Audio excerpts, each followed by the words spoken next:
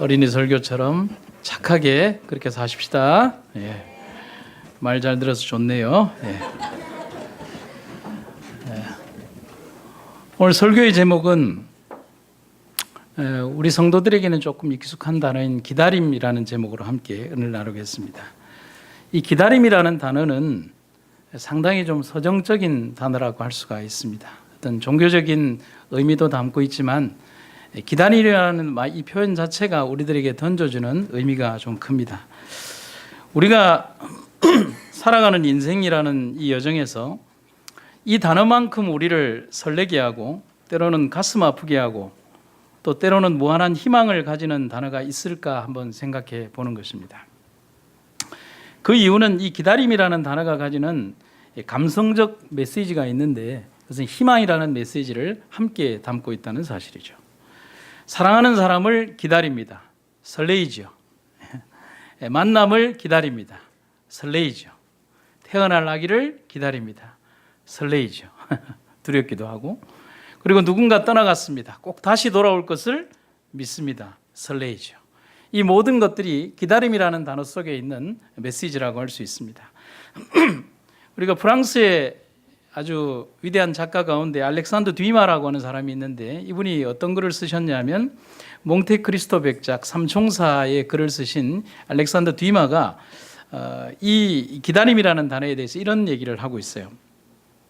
신이 인간에게 미래를 밝혀주실 그날까지 인간의 모든 지혜는 오직 다음 두 마디 속에 있다는 것을 잊지 마십시오. 뭐하라? 기다려라. 그리고 무엇을 가져라? 희망을 가져라. 그래서 이 알렉산더 뒤마는 우리에게 정확한 정의를 내주고 있습니다. 우리 인간이 가지고 있는 이 기다림이라는 단어 속에는 희망이라고 하는 것이 함께 포함되어 있고 그 희망이 함께할 때만 이 기다림을 인내하고 견딜 수 있다라고 하는 것입니다. 흔히 재림교인들을 기다림의 백성들이라고 합니다. 우리는 기다림의 백성들입니다. 재림을 소망하고 또 재림을 기다리고 수없이 많은 예언의 기별들 속에서 하나님의 어떤 다시 오심을 기다리는 백성들, 주님을 기다리는 사람들입니다. 그래서 예레미야 선지자는 정말 슬플 때 사랑하는 조국 이스라엘의 멸망을 바라보면서 이런 슬픈 노래를 지었습니다. 그래서 예레미야가 불렀던 슬픈 노래라고 해서 예레미야 애가입니다. 그래서 여기에 보면 예레미야 애가 3장 26절에 보면 이런 글귀가 있습니다. 사람이 여호와의 구원을 바라고 잠잠히 기다림이 좋도다. 지금 예레미야가 처해 있는 상황이나 여건은 결코 기쁨을 노래할 여건이나 상황은 아니거든요. 그러나 예레미야는 우리에게 무엇을 얘기하느냐 하면 슬픔 속에 머물지 말고 기다림을 가지고 인내하고 생각하면서 항상 우리들의 마음속에 희망과 용기를 가지자라고 얘기를 하고 있습니다. 오직 기다림만이 우리들에게는 희망이고 치료제임을 선지자는 우리들에게 말해주고 있다는 사실입니다. 미국 메이저리그 야구 선수 가운데 로저스 혼스비라고 하는 사람이 있습니다. 정말 야구를 잘한 분인데 한 1세기 전의 사람입니다. 이분이 이 야구에 대해서 굉장한 철학을 가지고 있는데 사람들이 질문을 합니다. 보통 이 메이저리그가 봄부터 시작해서 가을까지 가거든요. 그러면 야구 선수들은 겨울에 뭘 할까요? 그래서 궁금해서 기자가 당신은 그러면 그렇게 좋아하는 야구를 겨울에는 어떻게 하십니까? 라고 하니까 이 로저스 혼스비가 아주 재밌는 답변을 이렇게 했습니다. 사람들은 내게 야구가 없는 겨울에 뭘 하냐고 묻는다. 내가 뭘 하는지 얘기해 주겠다. 나는 창밖을 바라보며 봄을 기다린다 했습니다. 봄이면 무엇이 시작하니까요? 야구가 시작하니까요. 여러분, 이 로저스 혼스비의 이야기를 통해서 우리의 어떤 재림 성도들의 살아가는 삶에 어떤 삶의 방향이나 우리들의 모습을 정확하게 어떻게 살아야 하는지에 대한 그 방향성을 제시해 주고 있다는 사실입니다.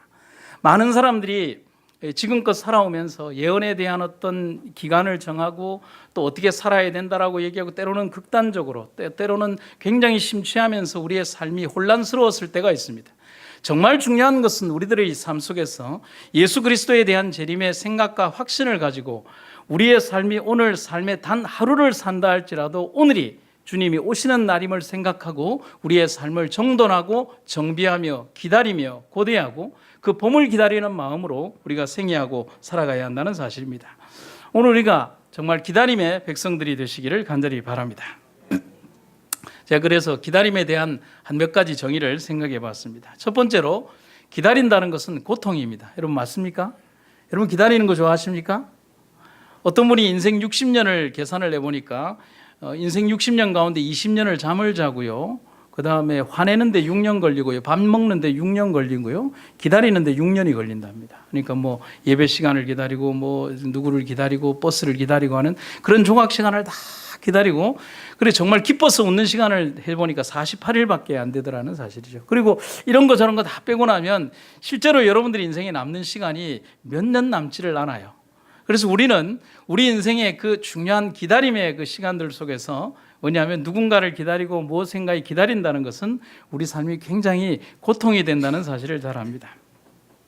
사람들은 평생 누군가를 기다리고 살면서도 그 기다림에 익숙하지 않은 것은 기다림에는 고통이 따르기 때문입니다. 그래서 비유로 시편의 기자는 이 기다림을 무엇에 비유하고 있냐면 파수꾼 혹은 초병, 경계를 쓰는 경계병의 마음으로 표현을 하고 있습니다. 밤을 지키는 병사는 밤에 잠을 잘 수 없습니다. 오직 새벽이 되어서 해가 떠올라야만 자신의 책임에서 벗어날 수 있습니다. 그렇기 때문에 이 파수꾼만큼 아침을 기다리는 사람도 없습니다. 그래서 제가 새벽에 이런 생각을 해봤죠.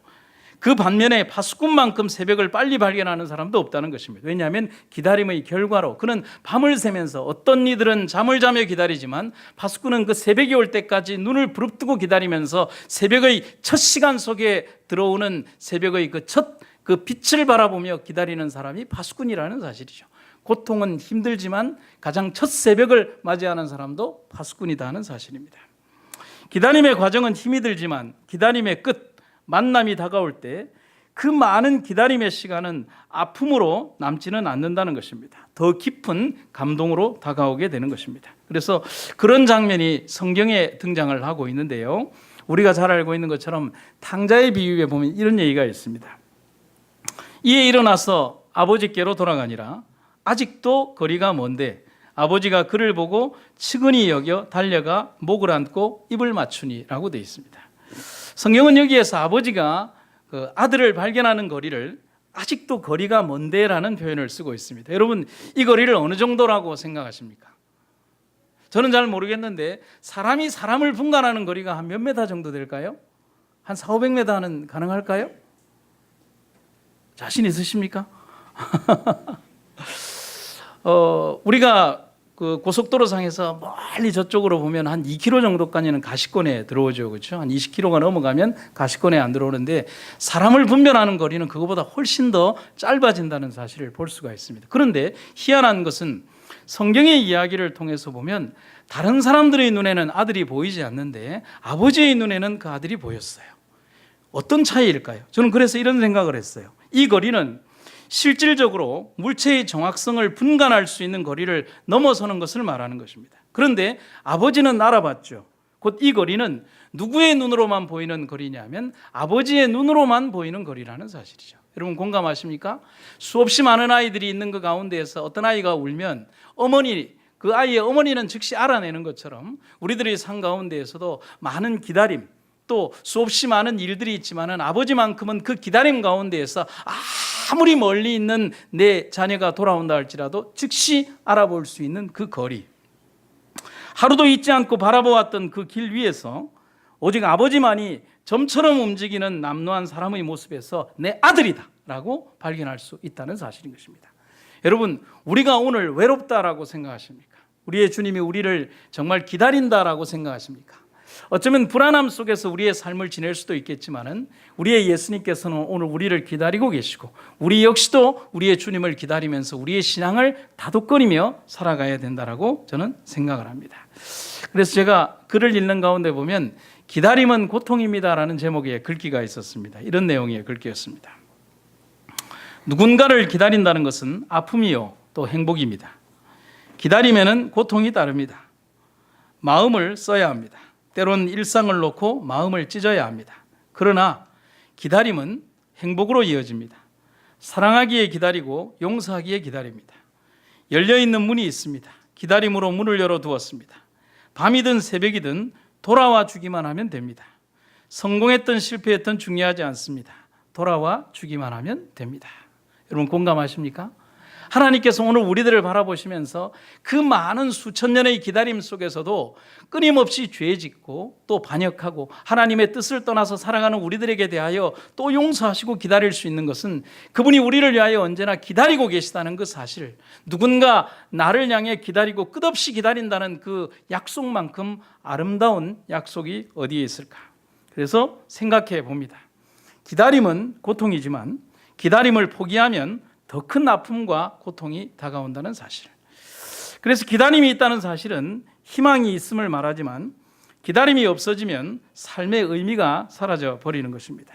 그래서 우리가 마지막 순간까지 고통 속에서도 기다림을 포기하지 않아야 될 이유가 있다는 사실입니다. 우리는 재림을 기다리는 사람들, 우리의 시대에 예수님의 재림을 맞이하지 않을 수도 있겠지만은, 그러나 우리는 삶을 살아가다가 우리의 삶이 잠드는 그 순간까지도 우리 주님의 재림을 기다리며 고대하며 우리 주님께서 나와 함께 하실 것임을 기다리는 아름다운 기다림의 사람들이 되시기를 간절히 바랍니다.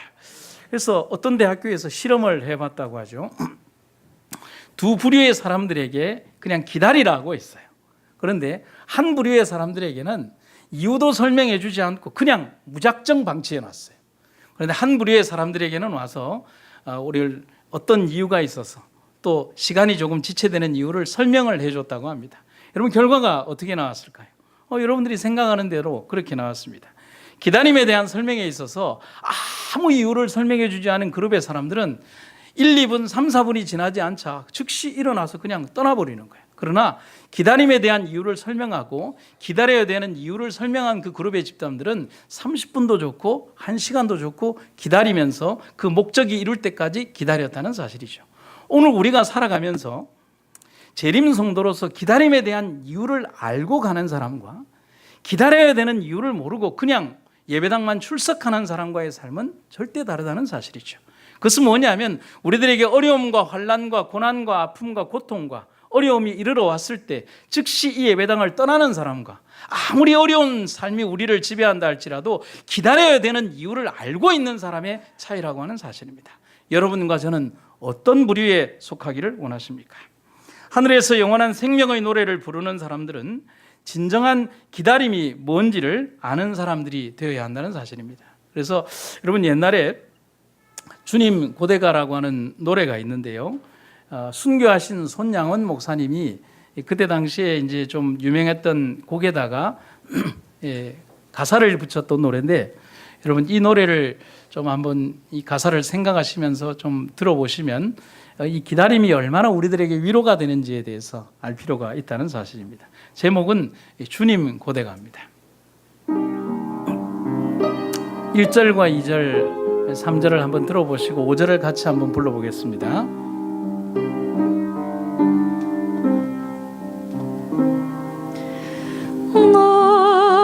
낮에나 밤에나 눈물 머금고 내 주님 나라도 빼앗기고 삶의 모든 것들이 다 빼앗긴 이 백성들에게 있어서 신앙과 믿음은 단순한 위로가 아니었어요. 더 이상 회복이 불가능했던 그 삶 속에서 하늘나라는 그들이 유일하게 바라볼 수 있는 삶의 위로가 되었다는 사실이죠. 하신 예수님 오 주여 언제나 오시렵니까? 3절 같이 한번 불러보겠습니다. 먼 하늘이 상한 구름만 떠도 해연 안에 주님 오시는가 해.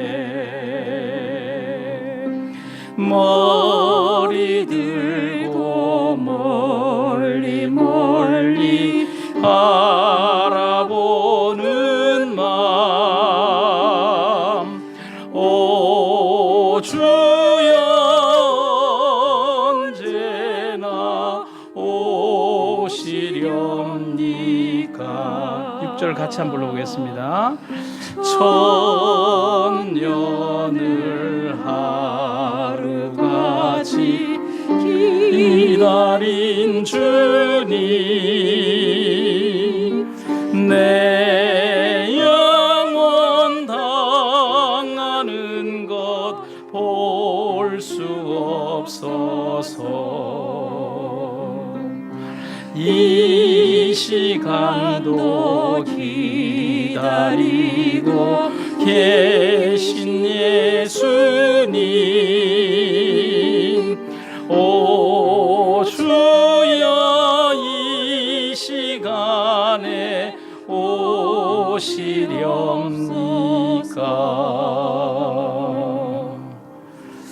여러분, 이 노래가 불려졌던 그 시대가 우리나라 일제강점기에 가장 힘들고 어려웠던 그 시절이었습니다. 백성들을 위로할 그 어떤 정치인도 없고 시대의 모든 것들이 암울할 때 오직 교회의 기별만이 그들에게 하늘의 위로를 주었고 희망을 주었던 그 시절, 폭도들에게 두 아들을 빼앗겼던 이 손양은 목사님께서 외정시대를 지나고 그 백성들에게 이 이스라엘 그 하나님의 백성들에게 우리가 하늘을 바라보며 살자라고 얘기했던 그 기별들이 우리들에게 주어졌던 그 시간들을 보게 되는 것입니다. 그래서 조금 시대적인 차이는 있지만은 우리가 이러한 내용들을 보면서 이 기다림이라고 하는 것이 우리들에게 얼마나 큰 위로가 되고 희망이 되는지를 우리가 생각해 보는 것입니다. 그래서 마가복음 13장 13절에 보면 예수님께서 우리에게 이런 얘기를 합니다. 또 너희가 내 이름을 인하여 모든 사람에게 미움을 받을 것이나 나중까지 견디는 자는 구원을 받으리라. 눈물을 흘리며 씨를 뿌리는 자는 기쁨으로 거두게 될 것이다. 오늘 흘리는 아픔과 고통의 눈물이 기쁨으로 바뀌는 것은 지금의 눈물 다음이다라는 말이 있습니다. 여러분, 오늘 우리들의 삶에서 힘들고 어려운 삶의 과정을 겪고 어렵고 힘든 과정의 그 너머에 우리에게 주실 하나님의 위로와 소망의 기별을 잊지 않는 여러분과 제가 되기를 간절히 바랍니다. 두 번째로 기다림은 설레이는 것이다 라고 할 수 있습니다. 여기 있는 성경절의 내용은 사랑하는 술람미 여인을 찾아 헤매는 솔로몬 왕의 애틋한 사랑을 표현하고 있습니다. 그 수없이 많은 여인네들이 있었지만 특별히 사랑했던 솔로몬의 여인이었던 사람은 피부가 까맣고 그렇게 외모적으로 인기가 있지는 않았지만 솔로몬의 진정한 여인이었던 사람은 술람미 여인이었습니다. 사랑하는 사람을 기다리는 마음은 팔척장수도 떨게 만들 수 있습니다. 두근두근하는 그의 마음 기다림 속에서 그 기다리는 시간은 수없이 많은 미래에 대한 상상을 하게 만드는 것입니다. 제가 참 좋아하는 시가 있는데 용혜원 목사님이 쓰신 기다림이라고 하는 시가 있습니다. 한번 좀 읽어드리도록 하겠습니다. 삶이 있는 곳에는 어디나 기다림이 있네. 우리네 삶은 시작부터 기다리고 있다는 말로 위로받고 기다려달라는 부탁하며 살아가네. 봄을 기다림이 꽃으로 피어나고 가을을 기다림이 탐스러운 열매로 익어가듯이 삶의 계절은 기다림은 고통, 멋, 그리움이지 않은가. 기다림은 생명, 희망이지. 우리네 삶은 기다림의 연속인데 어느 날인가 기다릴 이유가 없을 때 떠나는 것이 아닌가. 우리네 가슴은 일생을 두고 기다림에 설레이는 것, 기다릴 이유가 있다는 것, 기다릴 사람이 있다는 것, 그것은 행복한 우리들의 이야기가 아닌가. 여러분, 한 주간을 지나시면서 이 한 시기를 기다리고 계십니까? 정말 기쁨으로 그 시간이 기다려지십니까? 잘생긴 목사가 그리우십니까? 뭔가 우리들의 삶에서 기다림이 있다는 것은 우리를 굉장히 설레게 하는 것입니다. 사랑하는 사람을 직접 만나는 것도 좋지만 사랑하는 사람을 만나기 이전까지 그 기다림의 시간만큼 더 설레게 하는 것은 없죠. 예수님을 만나는 것도 참 기쁘고 즐겁지만은 예수님을 만나기 위하여 기다리는 이 어렵고 힘든 우리 육신의 시간과 이 삶의 어려운 고통 속에서 이겨나가는 삶의 과정이 우리를 더욱더 예수님의 향례를 내게 만드는 그런 삶이라고 하는 사실을 우리가 잊지 마시고 하늘나라까지 우리가 잘 견디어 나가는 여러분과 제가 되기를 간절히 바랍니다. 제가 옛날에 책을 읽다 보니까 좀 이런 내용의 글을 좀 읽게 되었습니다. 한여름에 시골길을 버스가 달리고 있었습니다. 먼지로 뒤덮인 버스가 얼마나 뜨거운지 화덕처럼 뜨거웠습니다. 그래서 버스가 서는 걸 굉장히 싫어하죠. 얼마쯤 달리는데 가로수 그늘 밑에서 한 젊은 군인이 이렇게 더블백이라고 그러나요? 하여튼 군대 이 침낭 이걸 들고 이렇게 차에 탔습니다. 그리고 이제 버스가 출발하려고 하는데 버스 운전사가 출발을 하지 않는 거예요. 그래서 차는 덥고 짜증나고 하는데 버스 기사가 출발을 하지 않으니까 뒤에 있는 사람들이 이 기사 양반 빨리 출발합시다 라고 하니까 버스 기사가 태연하게 턱으로 이러는 것입니다. 그러니까 이제 여러분 기사분들 스타일 아시죠? 그래서 손도 귀찮으니까 이렇게 하는 것입니다. 보니까 이 버스 기사가 가리킨 쪽 오른쪽 저쪽으로 보니까 내과가 있고 내과 저쪽에 한 수백 미터 떨어진 곳에서 막 여자분 하나가 뭐 소리는 들리지 않고 막 이렇게 흔들고 뭐 하라는 거예요? 그냥 서라고 하겠습니까? 기다려 주이소라고 하면서 이제 이렇게 막 하는 것입니다. 그러니까 그때 당시의 정서는 여러분들 뭐 기다려달라면 기다려주는 것이니까, 그러니까 여자분이 하도 멀리 있으니까 아이고 한 몇 분은 걸리겠다 싶으니까 차에서 내려서 어떤 분은 세수하고 어떤 분은 이렇게 제조하고 이렇게 하면서 그분을 진짜 넉넉한 마음으로 기다려줬어요. 그런데 가까이 와서 보니까 그분이 아주머니도 아니고 젊은 처녀였어요. 이렇게 아주 젊은 새댁인지 처녀인지 뭐 가눌 길은 없지만 젊은 처녀였어요. 이 논둑을 막 뛰어서 숨이 턱에 찼으면 이제 사람들이 왔다고 싶어서 차에 타고 기다리는데 이 처자가 버스 앞에서 안 타고 가만히 있는 거예요. 그래서 사람들이 답답하니까 빨리 타라고. 그러니까 처녀가 고개도 못 들고 가만히 타지도 않고 가만히 있는 거예요.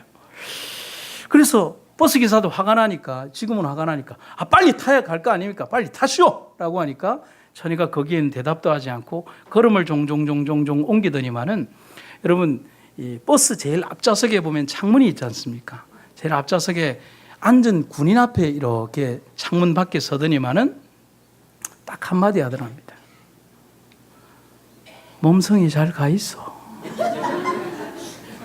그러니까 군인이 이렇게 보지도 않고 손만 이렇게 내면서 니도 잘 이끌어.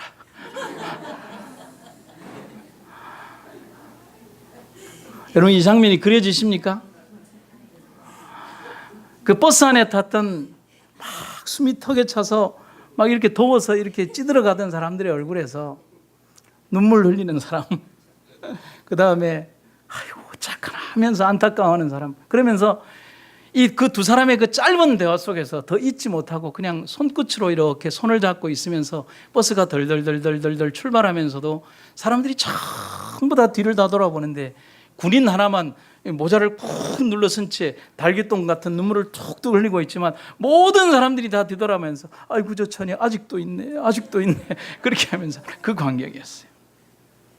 여러분 제가 이 이야기를 읽으면서 무슨 생각을 했냐면 얼마나 많은 이별을 이걸 했을까요? 집 앞에서 잘 가 있어, 그 다음에 조금 떨어진 곳에서 또 잘 가 있어. 아마 수십 번을 그렇게 했을 텐데 막상 버스 타는 광경을 보면서 다시 거기에 가서 한마디 해주고 싶은 몸성이 잘 가 있어 라고 하는 것입니다. 슬프지만 아름다운 모습을 사랑이라고 표현할 수 있습니다. 수십 번씩 흔들었을 손이지만은 사랑하는 사람과의 이별을 아쉬워하는 모습은 우리에게 아름다움으로 전해지고 있습니다. 사랑합니다라는 단 한마디를 위해서 숨이 턱에 차도록 뛰어와서는 몸성이 잘 가라고 얘기를 합니다. 그러면서 군인이나 또 사랑하는 여인네나 이제 우리 다시 만날 때까지 기다리자라고 하는 아픔과 설레임과 사랑과 그리움이 다 포함되어 있는 모습으로 두 눈 질끈 감으면서 사나이의 뜨거운 눈물을 흘리고 여인네의 뜨거운 눈물을 흘리면서도 기다림이라는 설레임을 안고 살아가는 겁니다. 여러분 저는 우리가 이런 설레는 사랑을 우리의 주님과 해야 된다고 생각하는 것입니다. 아무런 느낌도 없이, 어떠한 느낌도 없이 예배당의 문을 열고 들어오면서 그냥 우리의 삶에 짜증 섞인 우리의 삶의 모습 그대로를 이 예배당 안으로 가지고 와서 어떤 느낌도 없이 이 예배당을 떠나가는 우리의 모습이 되어서는 안 된다는 사실이죠. 가슴에 설레는 마음과 안타까움과 그리움을 가지고 오 주님 언제나 오시겠습니까? 라고 하는 그런 설레는 마음을 가지고 우리들의 삶이 돌아가기를 간절히 바라는 것입니다. 그리고 마지막 세 번째는 기다림은 뭐가 된다고요? 기쁨이 된다는 사실입니다. 예수님께서 우리에게 하늘로 가시면서 하신 약속의 말씀, 내가 가서 너희를 위하여 처소를 예비하면, 여기에서 처소를 영어 성경에 보면 맨션이라고 되어 있습니다. 영어를 잘 모르던 시절에 학생반 예배를 드리는데 그때 전라도 어디에서 오신 우리 호남에서 오신 그 우리 학생반 교사 선생님이 아주 독특한 전라도 억양을 하면서 제가 잘 못하는데 여러분 맨손이 뭔 줄 아십니까? 라고 그러면서 모릅니다. 그러니까 맨손으로 들어가는 거지라 이러면서 그렇게 얘기를 하겠습니다. 그래서 제가 아직도 한 30년이 넘었는데 잊어버리니까 맨손은 맨손으로 들어가는 것이고 적어도 여기에서 좀 고급집에 산다고 하시는 분들 중에서 이삿짐 갖고 들어가는 사람들은 부자 아닌 분들이에요. 다 맨손으로 들어가야 되는 분들이 부자인 것이에요. 여러분 정말 하늘은 맨손으로 가는 것이죠. 예수님께서 우리를 위해서 처소를 예비하면 내가 다시 와서 너희를 내게로 영접하여 나 있는 곳에 너희도 있게 하리라. 저는 그래서 생각을 해봅니다. 기다림의 대상이 우리일까 예수님일까? 여러분 누구라고 생각하십니까? 기다림의 크기가 우리가 더 클까 예수님이 더 클까? 여러분 우리는 예수님을 기다린다고 하지만 그러나 예수님은 더 큰 사랑으로 우리를 기다리고 있다는 사실을 절대로 잊어서는 안 되는 것입니다. 하늘을 소망하는 우리에게 하늘은 우리의 마지막 종착지입니다. 만약 당신이 주님을 향해 기다리고 있다면 그 기다리는 시간은 절대로 허비되는 것이 아니다. 신앙의 격언에 보면 이런 말이 있습니다. 우리는 분명한 목적, 분명한 목표, 분명한 방향이 있습니다. 그곳은 하늘입니다. 우리는 살며 사랑하는 사람을 이 땅에서 잃습니다.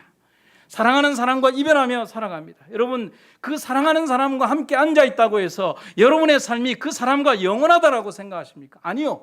누군가는 가고 누군가는 떠나보내겠죠. 한 사람은 떠나보내는 사람, 한 사람은 남겨지는 사람으로 살겠죠. 인생은 그런 거 아니겠습니까? 한 사람은 병들고 한 사람은 다시 그 사람을 간호해주며 끝없이 인생이 영이 되어가는 것이 아니라 언젠가는 떠나보내며 다시 만날 날을 그리워하며 눈물 짓고 살아가는 것이 이 땅, 이 삶, 이 모습이 아니겠습니까? 그래서 우리에게 다시 만남이라고 하는 그 기다림만큼 우리를 위로하는 말은 없다는 사실인 것이죠. 너무 사랑하지만 이별해야 하고 너무 좋지만 이별해야 하고 너무 행복하지만 이 기간이 끝난다는 사실. 그러나 그러한 삶의 끝이 없는 영원한 하늘이 있기 때문에 우리는 행복을 그리며 살아갈 수 있다는 사실입니다. 사랑하는 여러분, 우리는 그래서 예수님의 오심을 설레이며 기다리는 여러분과 제가 되기를 간절히 바랍니다.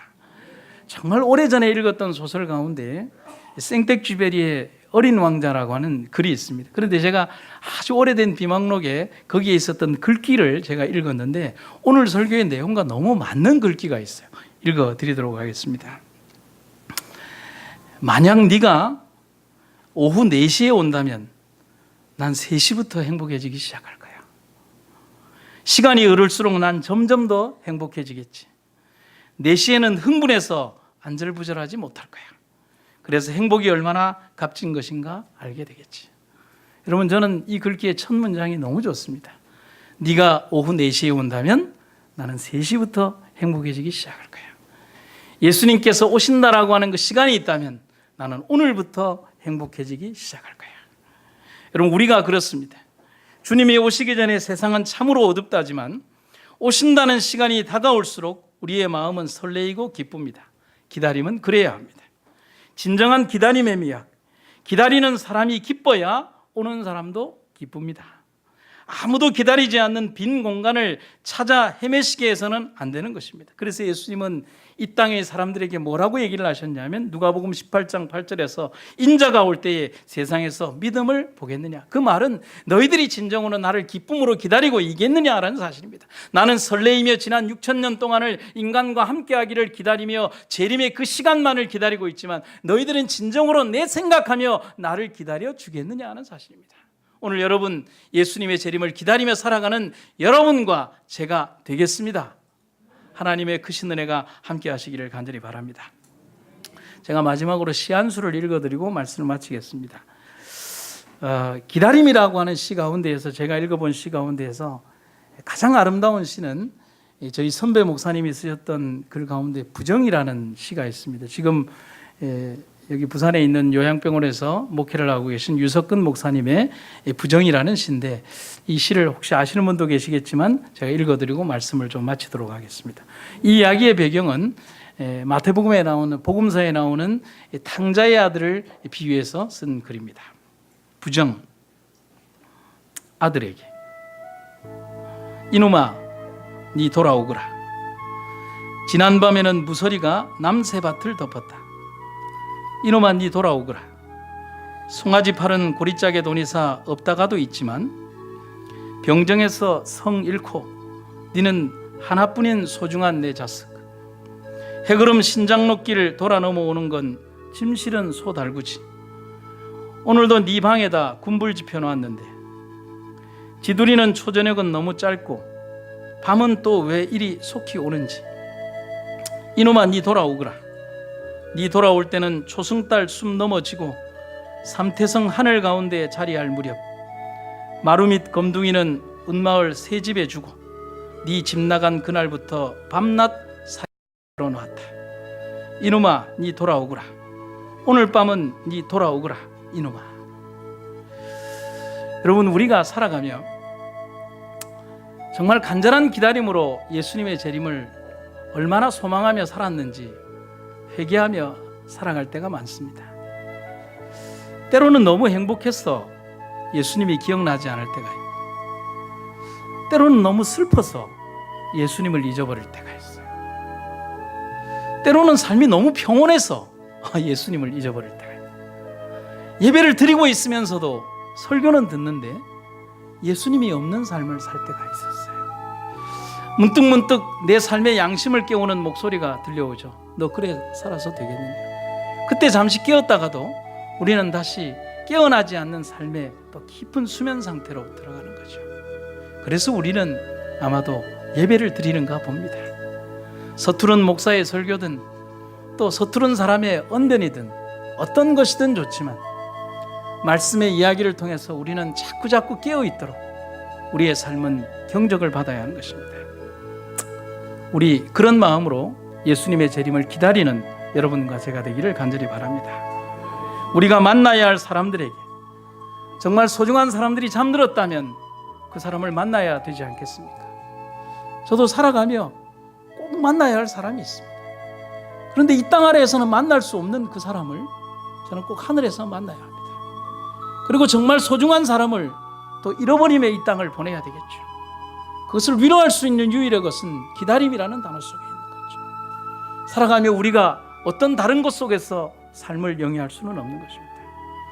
우리가 만나야 할 사람들에게 우리의 삶의 모든 모습들을 기억하도록 하시고, 그리고 우리의 주님께서 주신다고 약속하신 그 하늘에서 손 부여잡고 우리가 그 사람을 만날 때까지, 그리고 정말 사랑하는 주님을 만날 때까지 잠시만 참으며 하늘을 향해 소망합시다. 말씀을 마치겠습니다.